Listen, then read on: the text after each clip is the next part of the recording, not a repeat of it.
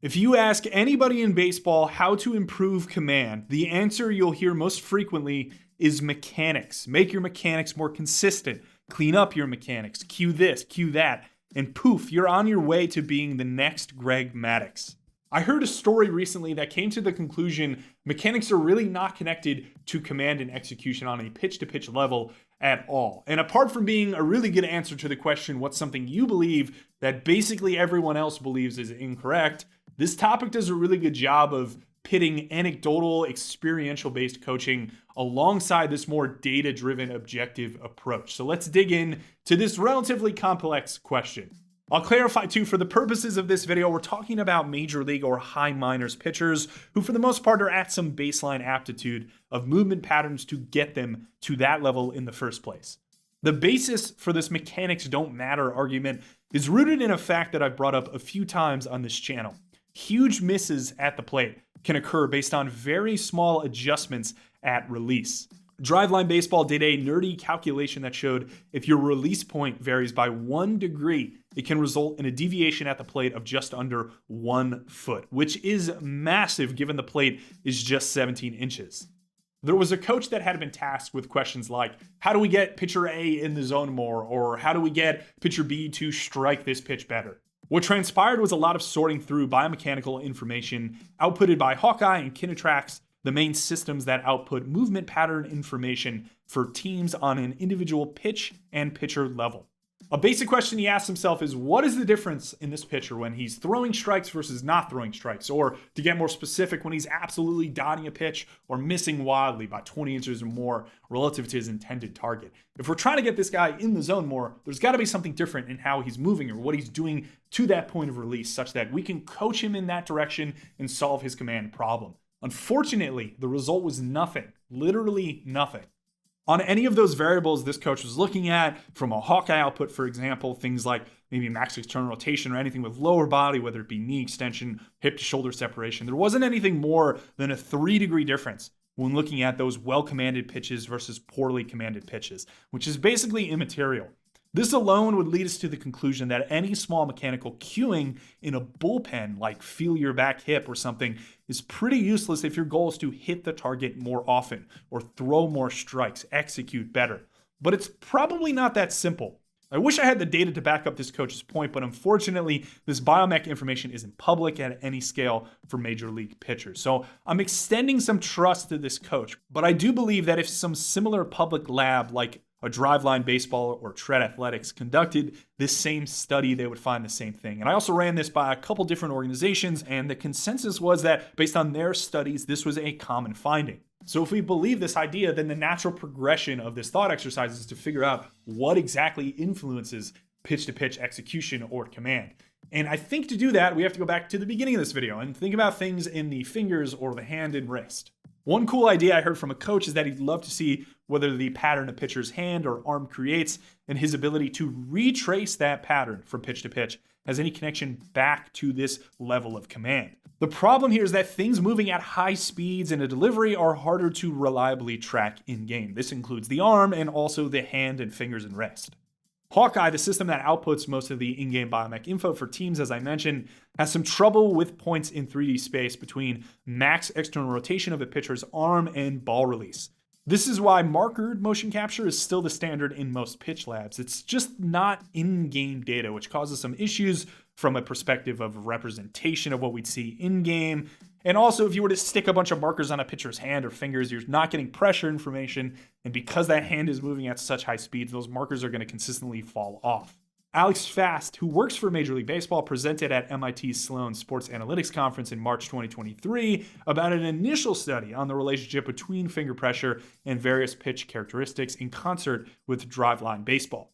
While this was tailored a bit more towards shape than something like pitch execution, I wouldn't be surprised to see further studies in this vein that connect back to commanding the baseball. Maybe some organizations have made progress with this. I'm not entirely sure on that, but I do think if you're trying to peg an individual niche thing as being the future of pitch design and execution and pitching development, aside from this giant bucket of injuries and etc., it's probably things happening around the hand in terms of pressure and how the hand's interacting with the ball at release. The most interesting thing for me, however, has been presenting what we just talked about to other people in baseball and getting a wide range of counters and responses.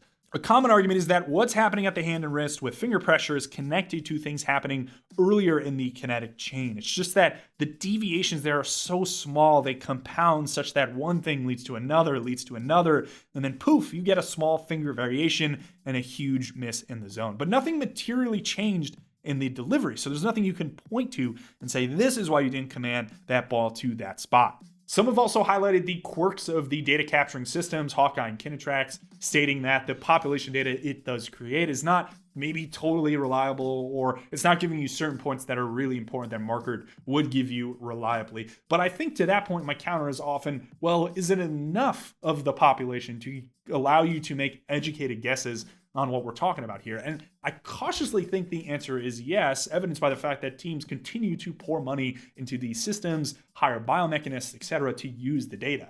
One of my favorite responses was that one individual in player development thought the largest influences to command were all psychological, and playing with those elements will lead to more success, more so than playing with mechanics, of course, given some baseline of aptitude. This was also the same coach that told me he could get his pitchers' injury rates down if you just gave him biometric information on his pitchers 24/7, including things like hormone levels, which honestly I love because I like the concept of taking things that are internal and making them objective. It's the best way to improve something is obviously you have to measure it. It's just this space is weird because who owns that data? Does the player own it? Does the team own it, etc.? Maybe there's situations where the player doesn't want to give it to the team because it exposes something that could affect him financially. It's a weird space, but I do think it's one that I hope in the future we come up with some way to glean information from, because I do think it could maybe supplement things we're talking about here in terms of how to prevent injuries. And I'm not the only one thinking of this question. Shred Athletics recently posted a video with Tyler Zombro, who recently got scooped by the Chicago Cubs, congratulations Tyler, about when command is a mechanics problem. And his answer revolved around when it's a hyper-specific miss, like Tanner Scott and his huge extension down the mound and how he continually pulls things to his glove side. And I like this response a lot. I just think it maybe gets into this idea of misapplying the aggregate to the specific, where we think that because we don't find some signal in some large sample of data, we don't think that it could have some impact in an individual case, perhaps with unusual circumstances. And I think Tanner Scott's a really good example of that. And this is why cueing isn't useless per se. We're seeing a lot of pitching coaches push pitchers towards bullpens that consist of over the mound versus over the plate, where over the mound you're focused on things that are internal cues, body movements, etc., without much care for the result of actually what's happening at the plate from a shape and velocity perspective. While as the latter over the plate is purely about just putting nasty stuff in the zone, separating the ideas and then maybe bringing them back together at a later point to help that guy actually execute in game. But this is a really fine line to walk. Who in your organization is given the power to lay down the hammer when they think a component of delivery is a reason for an outcome when the data says we normally don't see the correlation between those two things? I think a lot of organizations right now operate in a way that leans hard one way or the other, even though they're always going to say they're perfectly balanced. But balancing the two is where I think some organizations have an edge over other orgs. You unlock value when you balance well. The sum of those two components becomes more than just adding the two parts together. I hope this video got you thinking, because that was the main purpose of it. Present this crazy argument that mechanics have nothing to do with command, and then maybe present some counter ideas or just get you thinking in a different direction. So the next time you hear an analyst on a broadcast say, this guy just didn't have his mechanics all game because he walked 5 batters, maybe question that point a bit. Wonder what exactly is he talking about in those mechanics? Because if we gave that analyst the ability to read Kinetrax and look through a Kinetrax report on that guy's outing, would he be able to ID the difference when that pitcher was throwing strikes versus when he was not throwing strikes? That is really the crux of this whole question, this whole video. So I hope you enjoyed it. If you have thoughts, comments, questions, etc., you're with an organization, you have more interest in telling me something that your organization is doing to maybe combat this, that's probably what I'm most interested in. Feel free to DM me or reach out to me in any way you can, because I really want to learn more. And in reality, a lot of these videos for me turn into me consolidating thoughts from a variety of people and presenting it in a way that helps me learn. I think through teaching, I learn a lot more. So perhaps this whole channel is selfish in a way, but I hope it still has some utility. As always, thanks for watching. I'll be at the winter meetings next week, which should be a lot of fun.